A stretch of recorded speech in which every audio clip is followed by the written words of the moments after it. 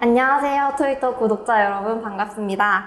오늘은 IT 인물 인터뷰로 빅클림의 박진영 대표님을 모시고 이야기를 나눠보도록 하겠습니다.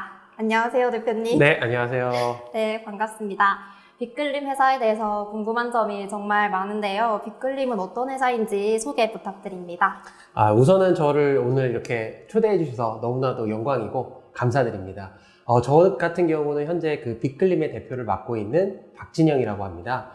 저는 지금 2018년 5월부터 3년 동안 지금 이제 4년 차를 맡고 있는 회사를 하고 있고, 다양한 이제 디스플레이들, 특히 이제 프로젝터나 전광판, 그리고 이제 모니터들, 이런 다양한 디스플레이가 있는데, 여기에 감성 콘텐츠를 저희가 원격으로 제공하는 사업을 하고 있습니다. 쉽게 말씀드려서 문화예술의 넷플릭스라고 보시면 될 것 같습니다. 빅클림을 창업하시게 된 동기는 어떻게 됐는지도 궁금합니다. 사실 저희가 그 창업을 하게 된 게 좀 특이합니다. 저 같은 경우는 우선은 이제 저희 아버지께서 파사 페스티벌이라고 이제 국제 그 예술 축제를 진행을 하셨습니다. 그러다 보니까 다양한 이제 예술 교수님들, 그리고 다양한 작가님들하고 저희가 직접 계약을 맺고 다양한 기술들을 통해서 이제 작품들을 이렇게 유통하는 그런 전시였는데, 이때 이제 저희가 느꼈었던 거는 작가분들이 수익화할 수 있는 그런 기회가 너무 없었습니다. 그래서 저랑 이제 제 동생이 좀 한번 나서보자. 그래서 좀 수익화할 수 있는 방향을 한번 찾아보자 했는데, 그때 마침 넷플릭스랑 유튜브가 어마어마하게 미국에서부터 성장을 했습니다. 그래서 그때 그러한 좀 이제 영상 스트리밍 플랫폼이 약간 예술하고 적용이 되면 좀 예술가들에게 좀 새로운 사업화 모델을 좀 줄 수 있지 않을까. 이렇게 해서 이제 2018년부터 저희가 본격적으로 사업을 진행하게 되었습니다. 그럼 또 빅클림은 현재 트렌디한 많은 기술을 담고 있는 것 같은데, 주로 적용하는 기술이랑 주요 서비스는 어떤 것들이 있을까요? 우선은 저희 그 서비스가 스트리밍 서비스입니다. 그러다 보니까 크게 세 가지의 이제 기술들이 있습니다. 첫 번째는 저희가 이제 컨텐츠를 대량으로 생산을 해야 많은 고객분들이 쉽게 접할 수가 있게 됩니다. 그래서 첫 번째는 저희만의 대량 컨베이어 벨트 시스템을 구축을 했습니다. 그래서 하나의 컨텐츠를 제작해도 거의 이틀에 하나꼴로 쇼폼의 형태로 제작이 되는 그런 이제 기술이 있고요. 두 번째는 다양한 컨텐츠들이 있습니다. 지금 저희가 확보되어 있는 컨텐츠만 약 15만여 점이 넘고 작가들의 수만 해도 700여 명이 되다 보니까 이 작품들이 어떤 분들이 좀 좋아하실지를 저희가 일일이 손으로 하기가 어렵기 때문에 이것들을 이제 색감이나 키워드 이런 걸로 해서 원격으로 인공지능이 추천을 해주는 시스템이 있고요. 그리고 세 번째 기술은 저희가 이제 여러 가지 이제 추천도 해주고 하지만 결과적으로는 디스플레이에 틀어져야 됩니다. 그러다 보니까 디스플레이에 원격으로 사물 인터넷 기술을 적용해서 원격으로 상영하는 그런 기술, 그렇게 세 가지가 이렇게 적용되어 있습니다. 네. 그리고 아까도 말씀하셨고 제가 또 들은 게 있는데, 네. 문화예술 분야의 넷플릭스를 꿈꾸신다고 들었어요. 그럼 구체적으로 어떤 계획을 하고 계시는지, 그리고 온디맨드 디지털 콘텐츠 구독 서비스가 있던데 그것에 대해서도 궁금합니다.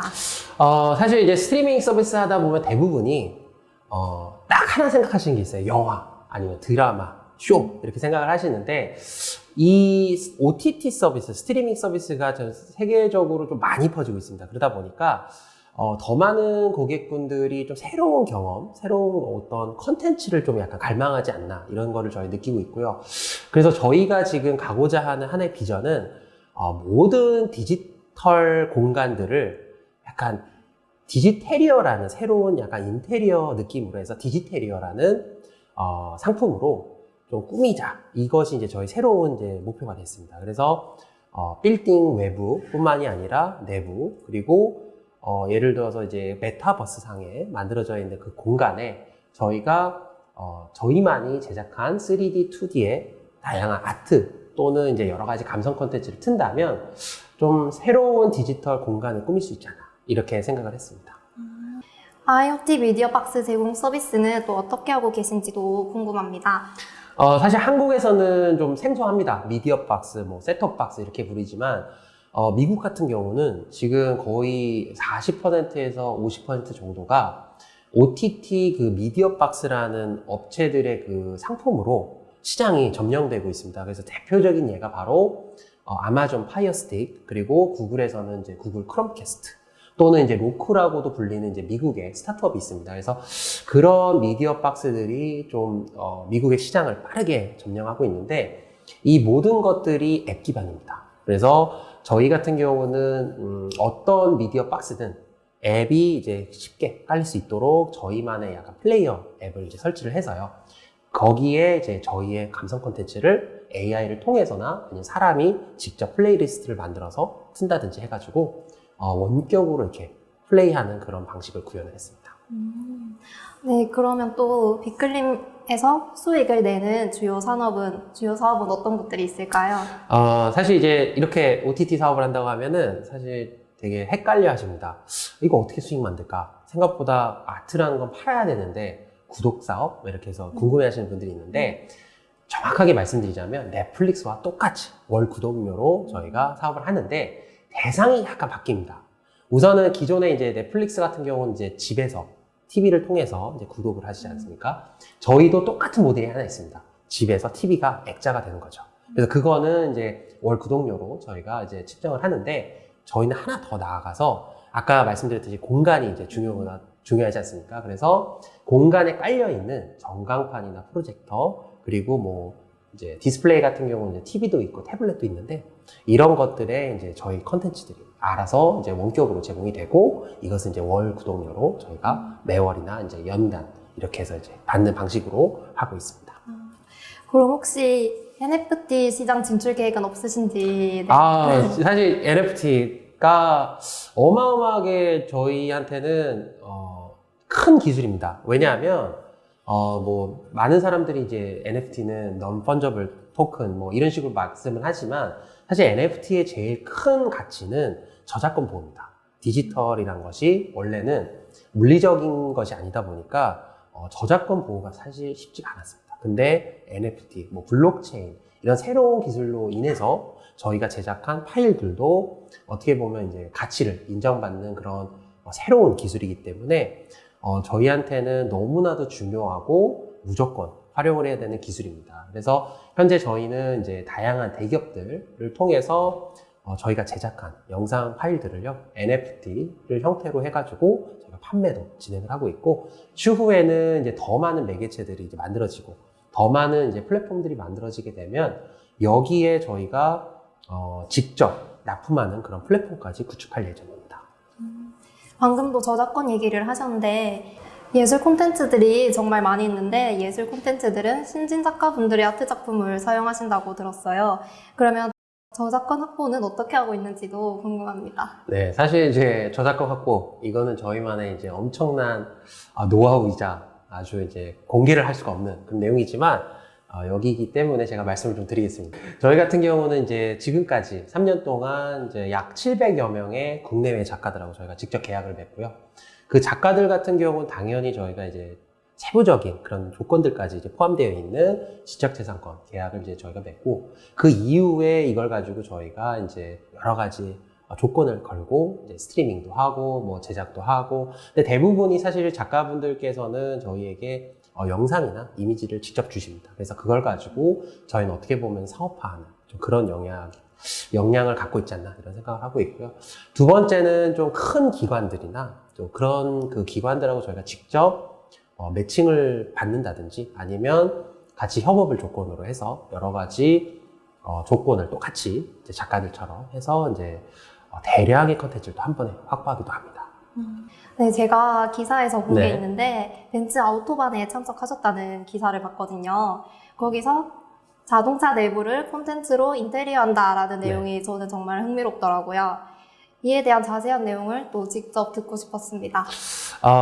사실 이게 이제 요즘 새로운 좀 자동차계의 약간 혁신 트렌드인 것 같습니다. 그래서 이번에 이제 저번 달에 바로 나왔던 얘기인데 BMW의 외장이 이제 그 흑색에서 이제 하얀색으로 이렇게 변하는 그런 것들을 이제 구현한 게 있습니다. 그래서 이제는 이제 전기차 시대가 도래하면서 외장이나 내장이 모두 다 하나의 이제 새로운 인테리어 요소로서 바뀌고 있다 이렇게 좀 말씀드릴 수가 있는데 거기에 맞춰서 저희 같은 경우 아까 말씀드렸듯이 다양한 공간에 이제 문화예술 작품들을 이제 제공하고 있다 보니까 자동차 내부에도 저희만의 예술 콘텐츠를 제공한다면 훨씬 더 그 전기차의 미래 모습이 약간 이쁘고 멋있고 뭔가 좀 자기의 취향에 맞는 그런 공간으로 변하지 않을까 이렇게 생각을 해서 그것 때문에 이제 벤츠와 이제 저희가 협업을 하게 되었습니다. 또 빅클림은 스타트업이다 보니까 근무 환경이나 복지 수준 등이 좀 차별점이 있을 것 같은데 네. 그런 부분이 있다면 말씀해 주세요. 아까 말씀드렸듯이 그 차별점이란 것들이 사실 기술에서 많이 옵니다. 장벽으로 따지자면 뭐 기술 장벽이 있고요. 그리고 이제 사업 장벽이 있는데 저희 같은 경우는 좀 더 후자에 가까웠습니다. 그래서 사업 위주로 해서 먼저 선점을 하고 컨텐츠도 어떤 이제 경쟁사보다도 제일 많이 확보를 했습니다. 하지만 2020년부터 저희가 아예 개발팀을 직접 새로 조직을 이제 구축을 했기 때문에 2022년부터는 저희는 기술 장벽을 좀 만들기 위해서 노력하고 있고 여기에는 크게 두 가지인데 하나는 이제 인공지능을 통해서 뭔가 빠르게 컨텐츠를 제작을 한다든지 큐레이션 한다든지 그렇게 나가고 두 번째는 저희가 이제 많은 고객들이 생기게 되면 그 고객들의 취향에 맞게 빠르게 추천을 해주는 그런 인공지능을 저희가 개발을 하고 있습니다. 빅클림의 대표님으로서 네. 또 앞으로의 빅클림의 비전에 대해서 어떻게 생각하시는지 알고 싶습니다. 사실 대한민국이란 나라가 너무 대단한 나라입니다. 사실 우리나라의 그 컨텐츠나 그리고 이제 디스플레이 이런 제품들이 한국뿐만이 아니라 전 세계에 1등으로 자리 잡았습니다. BTS는 이제 소프트웨어 쪽으로 완전히 잡았고요. 그리고 이번에 넷플릭스를 통해서 이제 알려지게 됐지만 오징어 게임 또한 저희 한국의 문화나 여러 가지 영화, 드라마 제작 기술이 알려졌고 그리고 이것들을 또 알리게 됐던 것이 하드웨어입니다. 삼성하고 LG하고 삼성 이 올레드 모니터나 TV들 이런 것들이 세계의 최고급 이제 디스플레이라고 알려져 있거든요. 그러다 보니까 하드웨어나 소프트웨어들은 너무 많이 퍼져 있는데 하나 저희가 느꼈던 점은 생각보다 문화 쪽, 특히 이제 소프트웨어 쪽이 생각보다 약하다라는 거를 저는 많이 느꼈습니다. 특히 이제 미국 같은 데 가면 하드웨어는 많이 차 있는데 그 속에 틀어져 있는 것들이 생각보다 외산, 미국산 프로그램들 이런 것들이 많다 보니까 저희는 이제 새롭게 지향하는 그 꿈은 이렇게 세계적으로 퍼져 있는 하드웨어, 이러한 이제 디스플레이들에 저희만의 좀 새로운 이제 OTT 서비스를 세계적으로 좀 퍼뜨리고 싶다. 이것이 저희만의 꿈이고요. 그리고 두 번째는 사실 이것들을 한번 최초로 이뤘던 분이 한 분 계십니다. 대한민국에서 팝 아티스트, 최고의 팝 아티스트라고 불리시는 백남준 아티스트. 그분이 계시는데 그분 같은 경우는 최초로 미디어 아트를 만들 뿐만이 아니라 기술과 어떻게 보면 문화가 어떻게 융합이 되어야 되는지를 사실 이제 전 세계에 약간 비전을 알렸습니다. 저희가 그 비전을 한번 사업화해 보겠습니다. 그것이 저희의 목표입니다. 네, 응원하겠습니다. 네. 빅클림에 대한 이야기를 지금 많이 들어보는데 정말 흥미롭거든요. 빅클림에는 어떤 역량을 갖춘 분들이 함께하고 계신지도 궁금하고요. 빅클림에 관심 있는 취중생 분들은 무엇을 준비하면 되는지 혹시 꿀팁이 있으시면 얘기해 주시면 좋을 것 같습니다. 정말 어려운 섹션의 질문인 것 같습니다. 사실은 저희 같은 경우는 팀을 만드는 게 생각보다 너무 어려웠습니다. 처음에 저 같은 경우는 이제 유학을 하다 보니까 사실 한국 쪽에 지인이 없는 것뿐만 아니라 어떠한 이제 네트워크가 생각보다 없었습니다. 그래서 초기에 저희가 이제 발로 뛰면서 인터뷰도 하고 면접도 보고 이렇게 하면서 직접 멤버들을 찾았는데 그럴 때마다 어려웠을 때마다 저에게 이제 도움을 준 사람이 한 명 있는데 바로 이제 제 동생이었습니다. 제 동생이 아까도 말씀드렸듯이 같이 사업을 진행을 한 이제 케이스인데 저 같은 경우는 사실 외향적으로 영업이나 전략, 기술 개발에 이제 힘을 쏟았으면 사실 내부적으로 약간 다지거나 이제 운영 그리고 회계를 담당하는 사람이 필요했습니다. 그때 사실 이제 경제학을 공부하고 공대적인 이제 약간 기반을 갖춘 이제 제 동생이 그런 쪽을 한 번에 풀어줘가지고 거기에서 저희 회사가 갑자기 클 수가 있었다 이렇게 말씀을 드릴 수가 있고 그리고 나서 저희가 이제 외국인들 팀원들이 좀 많이 들어왔습니다. 근데 그 외국인들이 대부분 이제 예술가들도 있지만 뭐 새로운 시도를 하고자 하는 이제 프로그래머인데 미디어 아트를 합니다. 그런 분들도 계시고 그래서 그런 것들이 어떻게 보면 저희의 좀 비전을 다줄 수 있는 새로운 약간 멤버 역량이 아닐까 이런 생각을 좀 했습니다. 그래서 여기에 좀 이제 기반으로 해서 저희가 이제 취준생 분들이나 좀 파트너를 하시고 싶으신 분들 또는 스타트업을 이제 대부분 많이들 생각을 하시고 계시는데 그런 분들에게 좀 말씀을 좀 드리자면 무조건 한 번은 해보는 거는 좋을 것 같습니다. 하지만 준비되지 않은 상태에서 그냥 무작정 하면 정말 힘듭니다. 이게 그냥 믿음만으로 이렇게 시작을 한다든지 이런 것들이 결코 결말을 좋게 만들어주진 않고 오히려 확실한 계획을 기반으로 그 계획을 정말로 실천하는 그런 것들이 있어야만 취준하시는 분들뿐만이 아니라 스타트업을 준비하시는 분들에게는 좀 확실한 답이 되지 않을까 이런 생각을 좀 하고 있습니다. 그리고 저는 유학을 하다 보니까 여름방학 동안마다 이제 인턴이나 이런 것들을 좀 적극적으로 했습니다. 그래서 혹시라도 이제 기회가 없더라도 조금이라도 이제 일할 수 있는, 사회적으로 약간 경험을 쌓을 수 있는 기회가 있다면, 무엇이든 그냥 해보고, 거기서 이제 새로운 경험을 이제 느끼거나, 좀 교훈을 좀 받는 것이 좀 미래를 준비하는 데 있어서 좀 좋지 않을까. 이런 저의 개인적인 견해입니다. 방금 동생분이랑 같이 네. 일한다고 좋은 점을 정말 많이 들었는데, 네. 혹시 가족분이랑 하시다 보니까 안 좋은 점도 있지 않을까? 사실은 이제 가족이랑 일하면 당연히 이제 너무 편합니다. 처음에 이제 너무 편하기 때문에 어떻게 보면은 이제 문화를 만든다든지 어떤 규율 이런 것들이 초기에는 정말 쉽지 않았습니다. 왜냐하면 저도 이제 형이고 이제 저희 회사에 이제 이사를 왔지만 동생이고 그러다 보니까 형제끼리 형 이런 거 해봐. 저는 이제 이거 좀 해봐. 이런 식으로 이제 되다 보니까 자연스럽게 이제 좀 약간 조직이라는 느낌보다는 좀 약간 동아리 느낌 이런 것들이 초기에는 있었습니다. 그래서 그 부분을 저희가 좀 바꾸자 이렇게 해서 저희가 이제 만들었던 거는 결코 반말은 쓰지 말자, 결코 이름을 부르지 말자, 대신 그냥 서로 이제 존댓말 하면서 약간 직책을 부린다든지 아니면 님자를 붙여서 뭐 저 같은 경우는 이제 제 동생이 저한테 진영님, 저는 이제 진표님 이런 식으로 해가지고 확실하게 이제 지킬 건 지켜보자 이런 식으로 해서 그 이후부터 좀 그런 자연스러운 부분들이나 너무 이제 약간 좀 풀어진 느낌? 이런 것들이 고쳐진 것 같고요. 두 번째는 이제 성격을 서로 다 잘 압니다. 그래서 초기에는 겹치는 일이 많았습니다. 저도 이제 영업을 뛰지만 이제 제 동생도 같이 이제 영업을 뛰고 좀 그런 모습들이 나왔다가 그러다 보니까 이제 성격은 반대인데 같은 업무를 하다 보니까 이제 다른 생각이 계속 겹치게 됩니다. 그래서 싸우게 되죠. 그래서 어느 순간부터는 저희가 확실한 분업을 하자. 성격에 맞는 일을 확실하게 나눠서 진행을 해보자. 그리고 나서부터는 저희가 서로를 약간 기대하고 좀 더 의지하는 그런 관계로 되었고 이제는 확실하게 뭐 하면 나오는 정말로 뭐 이제 확실한 파트너십이 된 것 같습니다. 네.